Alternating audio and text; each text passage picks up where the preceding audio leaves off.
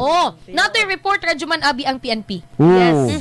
Kay ingon pa ni PNP spokesperson Police Brigadier General Jean Fajardo, 60,000 katao daw ang Mitambong sa 80th birthday ni FPRRD.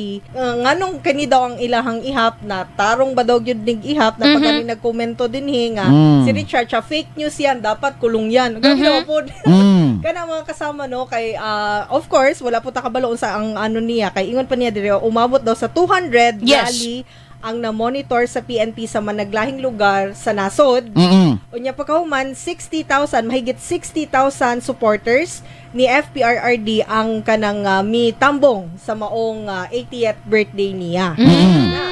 So, ito, daghan ang na-question. No-question kay Dili pa lang daan, RadyoMaN Dog. Yes. So, Okay. niingon ang DCPO nga more or less mga 100,000. 100,000? Ang report sa FPRRD supporters po, pinagi sa pagsuta nato sa staff ni FPRRD, sa ilang report, nasa 300,000 more or less. Dini sa Davao City alone. Davao City lang today. And nasayod ta nga outside Davao City, daghan pag mga rally ang nahitabo.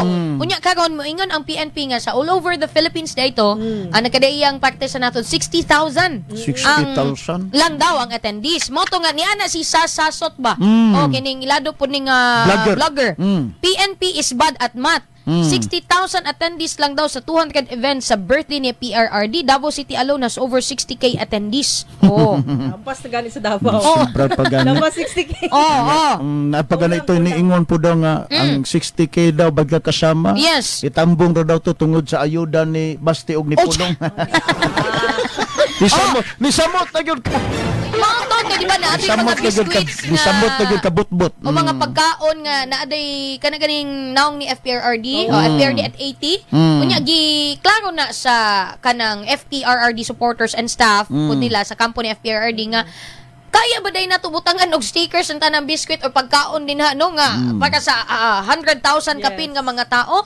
Kay datong na interview pud baya dito sa kiniganing Rojas Avenue tong mga sayo alas 4 pa lang sa kadlawon alas 3 pa sa hapon ng event. Yan na gyud sila moadto sila bisan walay pagkaon, bisan wala pay tubig nga ipanghatag din ha, bisan pagway kwarta kay gusto nila ipakita ilang suporta kang FPRRD according sa tong interviews. Mao gani no.